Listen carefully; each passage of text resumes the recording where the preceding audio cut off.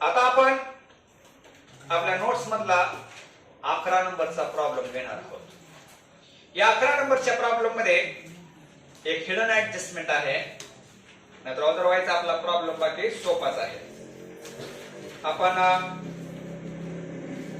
Tick mark करून घेऊया।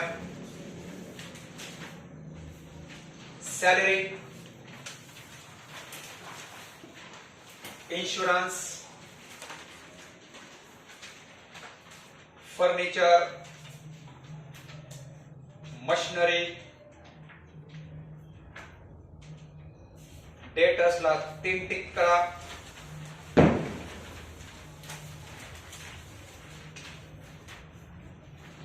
आणि लोन फ्रॉम मेहताला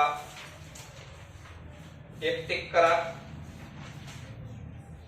आणि त्याच्या खाली इंटरेस्ट ऑन लोन फ्रॉम मेहताला 1 टिक करा 150 रुपयाला, आहे का? सोपा प्रॉब्लेम आहे। ओके, सुरुवात करायची का मग? ड्रॉइंग अँड कॅपिटल दिले बघा मित्रांनो। मग पहिल्यांदा लायबिलिटीला कॅपिटल घ्या 60,000,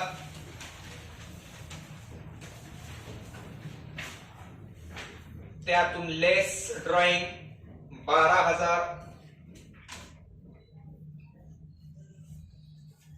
इनरला 48,000 ठेवा आणि 7-8 ओळी सोडा। समजला का? डेटर्स ऍसेटला 20,400 घ्या, इनरला घ्या 5 ओळी सोडा आणि क्रेडिटर्स लायबिलिटीला 12,000 इनरला घ्या।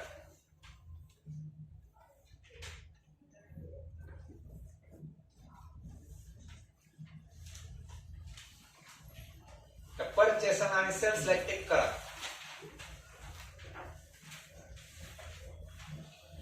परचेस ट्रेडिंग अकाउंटच्या डेबिटला 80,000 इनरला,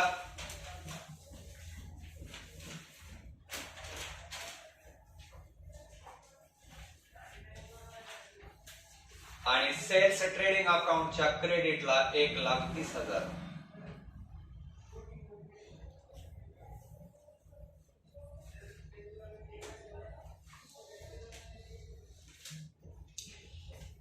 मित्रांनो, तुम्हाला मी काल परवा एक गोष्ट सांगितली होती बघा। जर तुम्हाला 2 साइडला रिटर्न असतील तर कुठले रिटर्न कशातून लेस करायचे? डेबिटचे रिटर्न किती आहेत बघा, आहेत का? 5,000, ती सेल्स मधून लेस करा।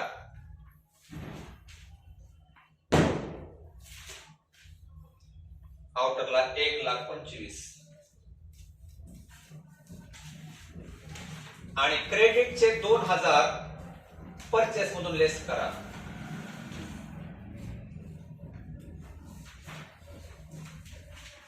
आउटरला 78।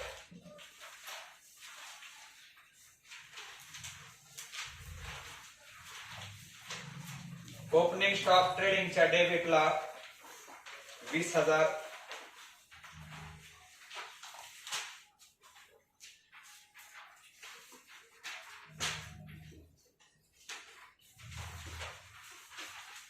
फर्निचर ऍसेटला इनरला 4,000,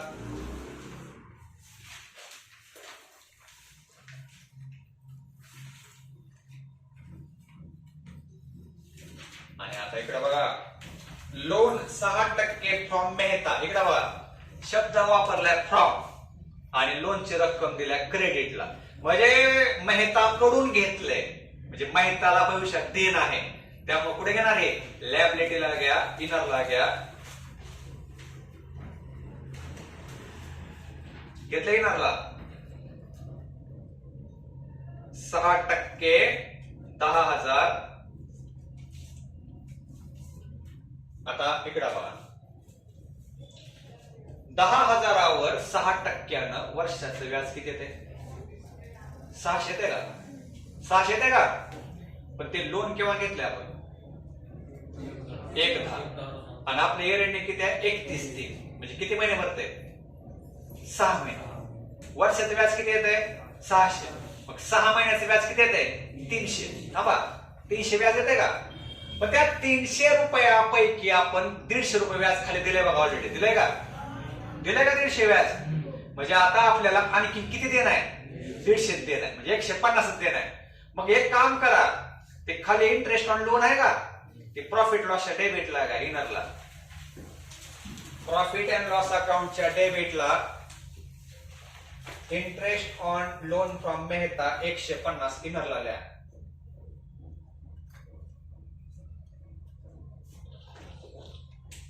घेतलं का? मग आता काय करायचं लॅबिलिटीच्या लोन मध्ये या ऍड आउटस्टँडिंग 6 मंथ 150 म्हणजे 150 ऍड करून किती येते 10,150 आणि आताच तुम्ही प्रॉफिट लॉसच्या डेबिटला घेतले का त्याच्यामध्ये पण ऍड करा ऍड इंटरेस्ट आउटस्टँडिंग 150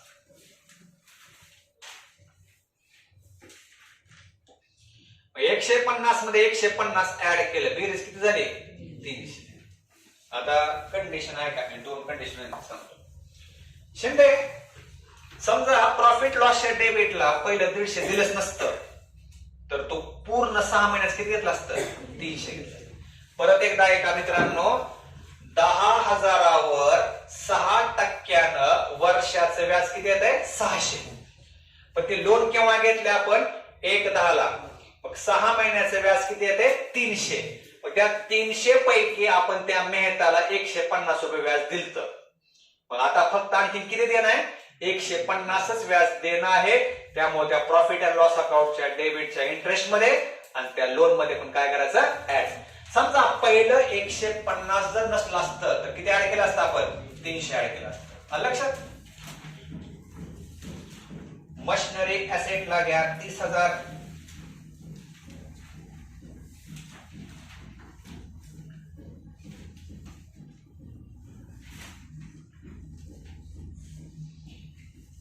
सॅलरी आणि वेजेस मित्रांनो सुरुवात कुणापासून झाल्या सॅलरी. त्यामुळे प्रॉफिट लॉसच्या डेबिटला सॅलरी आणि वेजेस इनरला 22,400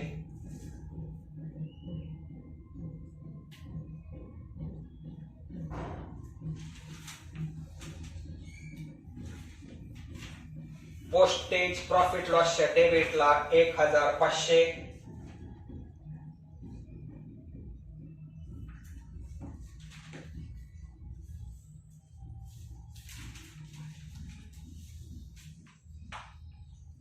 रेंट प्रॉफिट लॉसच्या डेबिटला 3,600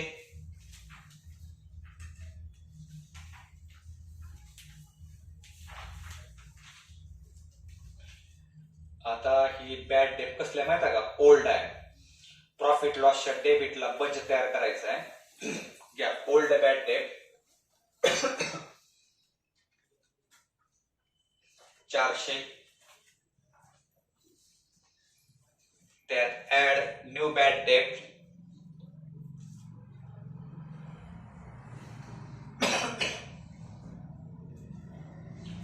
ऍड न्यू आरडी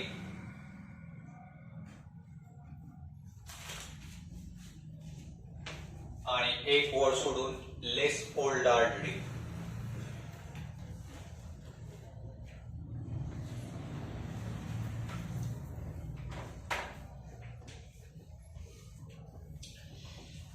आता डिस्काउंट तुम्हाला डेबिटला दिलाय का क्रेडिटला दिलाय क्रेडिट. त्यामुळे प्रॉफिट लॉसच्या क्रेडिटला घ्या बाय डिस्काउंट.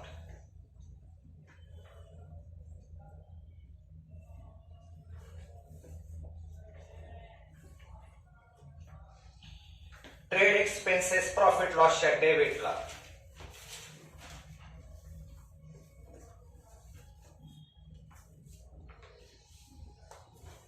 पवार हे ट्रेड एक्सपेन्सेस ट्रेडिंग अकाउंटच्या डेबिटला केव्हा गेले असते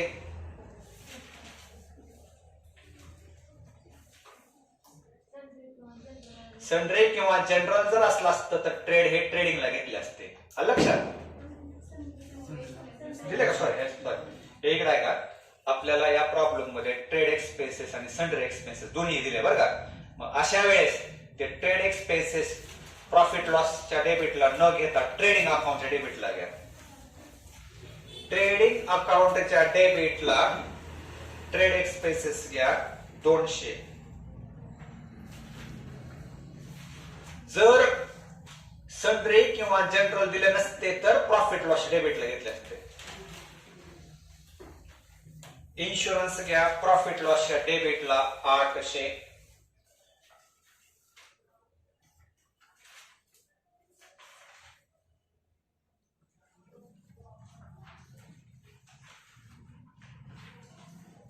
ट्रॅव्हलिंग एक्सपेन्सेस प्रॉफिट लॉसच्या डेबिटला 500.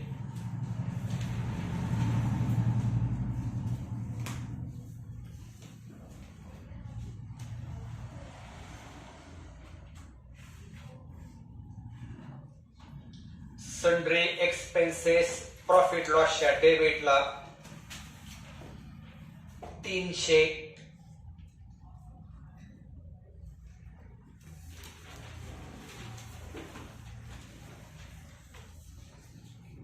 कॅश इन हँड ऍसेटला 3050.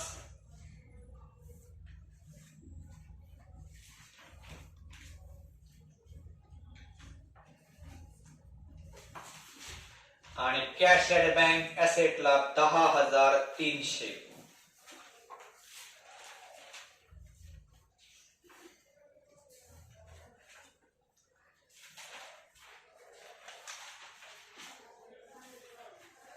आता आपण ऍडजस्टमेंट घेऊया. ऍडजस्टमेंट मध्ये क्लोजिंग स्टॉक मध्ये दोन रकमा दिल्यात तुम्हाला 21,000 आणि 25,000. लहान रक्कम कुठली आहे 21,000. ट्रेडिंग अकाउंटच्या क्रेडिटला क्लोजिंग स्टॉक 21,000.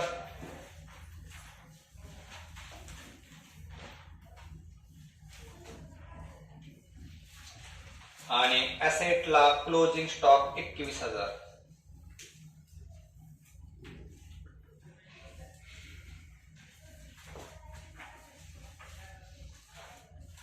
दोन नंबर ऍडजस्टमेंट बघा.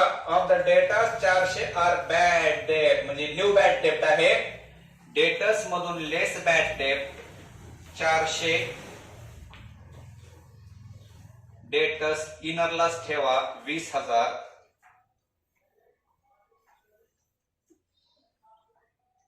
आणि या 400चा दुसरा इफेक्ट बंच केलाय का आपण त्या बंच न्यू बॅड डेट समोर टाका 400. ओके. 3 नंबर ऍडजस्टमेंट बघा. आरडीडी 5%. आता डेटा स्किनरला किती आले रे 20,000 आले का. त्यावर लेस आरडीडी 5%. 1,000. इनरलाच ठेवा किती 19,000. आणि या 1,000 आरडीडी म्हणजे न्यू आरडीडी असते बंच समोर टाका 1,000. आता ते बंच पूर्ण करा. तुम्हाला ओल्ड बॅड डेट तर नाही बघा. त्या ओल्ड बॅड डेटच्या ह्याच्या पुढे डॅश टाका. ते बंच किती येते बघा आउटरला 1,800.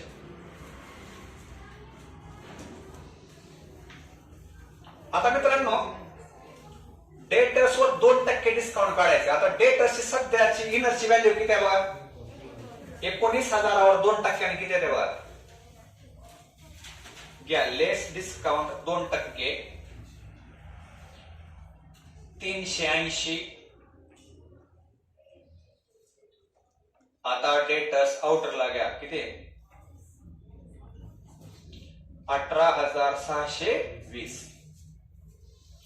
या 380 डिस्काउंटचा दुसरा इफेक्ट प्रॉफिट लॉसच्या डेबिटला डिस्काउंट ऑन डेटर्स 380.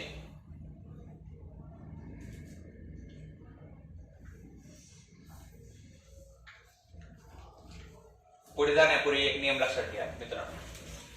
डेटर्स वर आजच्या ह्या प्रॉब्लेम मध्ये 3 ऍडजस्टमेंट पडले बघा. बॅड डेट आरडीडी आणि डिस्काउंट. केव्हाही डेटर्स वर पहिल्यांदा बॅड डेट वजा करायचे. बॅड डेट वजा करून जी रक्कम राहील त्यावर काय काढायचे आरडीडी. आणि ऑलरेडी वजा करून जी रक्कम राहील त्याच्यावर काय करायचं, डिस्काउंट. ओके. आणि या सगळ्याचेच इफेक्ट प्रॉफिट लॉसच्या कुठे येतात, डेबिट. चौथी ऍडजस्टमेंट बघा. Salary ₹800 for March 2018 were not paid. Were not पेडच्या कंसातल्या आउटस्टँडिंग. मग मित्रांनो प्रॉफिट लॉसच्या डेबिटला सॅलरी आहे का, त्या सॅलरी मध्ये ऍड करा आउटस्टँडिंग 800. 800 ऍड करून 23,200 आउटरला. दुसरा इफेक्ट घ्या लॅबिलिटीला, आउटस्टँडिंग सॅलरी 800.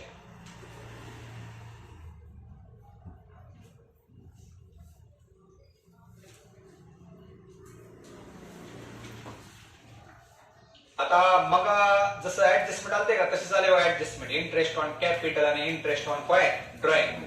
कॅपिटल किती आहे मुहूर्ताचं, किती, त्या 60,000वर 6% किती येते, 3,000.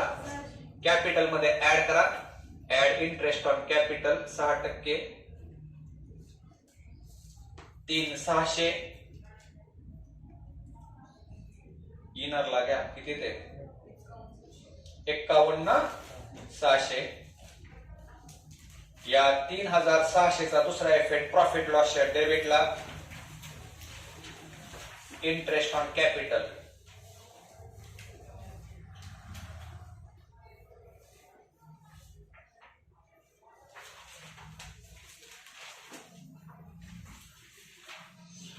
आणि इंटरेस्ट ऑन ड्रॉइंग, तर आपण ड्रॉइंग वरचं व्याज किती मिळाले, 330. कॅपिटल मधून लेस इंटरेस्ट ऑन ड्रॉइंग 330. इनरला किती येते बघा, 51,270. या 330 चा दुसरा इफेक्ट प्रॉफिट लॉसच्या क्रेडिटला, इंटरेस्ट ऑन ड्रॉइंग.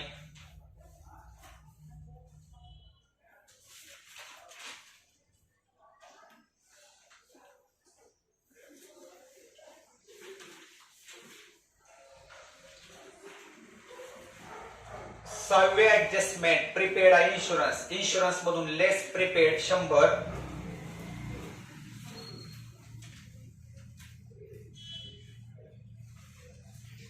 इन्शुरन्स आउटरला किती येत आहे, 700. याचा दुसरा इफेक्ट ऍसेटला, प्रीपेड इन्शुरन्स 100.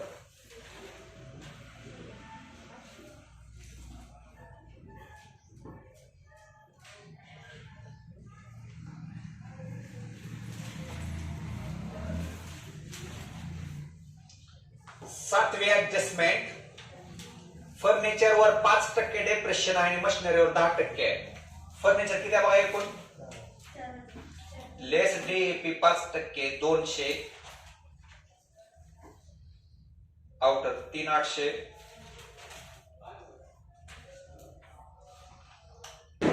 आणि मशिनरीवर लेस डेप्रिशिएशन 10%, 2,240. आउटरला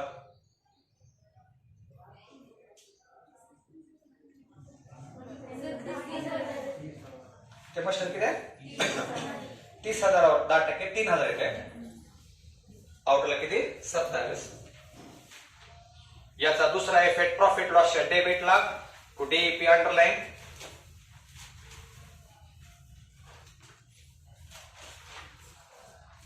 फर्निचर 200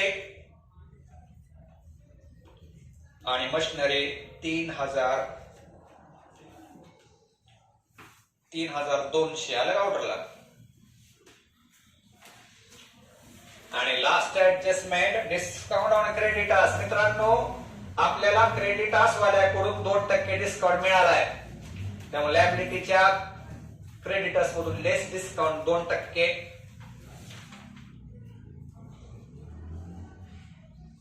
240. आउटरला 11,760.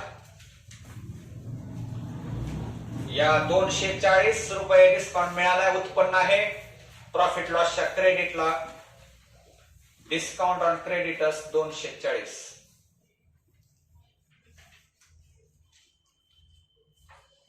प्रॉब्लेम संपलेला आहे. एक अकाउंट क्लोज करा. या प्रॉब्लेम मध्ये एकच वैशिष्ट्य आहे. परत एकदा सांगतो, इकडे लक्ष द्या प्रत्येकाने. मेहताकडून 10,000 कर्ज घेतले 6%, पण 1 ऑक्टोबरला घेतले. वर्षाचं 600 व्याज त्याला द्यायचं असते, पण 6 महिन्याचे व्याज किती द्यायचंय? 300. पण त्या 300 रुपयामधलं देखील आपण 150 रुपये व्याज त्याला पहिलेच दिलेलं आहे. मग आता फक्त किती द्यायचंय? 150. मग ते 150 रुपये त्या प्रॉफिट लॉसच्या डेबिटच्या इंटरेस्ट मध्ये आणि बॅलन्स शीटच्या लायबिलिटी मध्ये, लोन मध्ये पण काय करायचं? ऍड करायचं. ओके, ठीक आहे.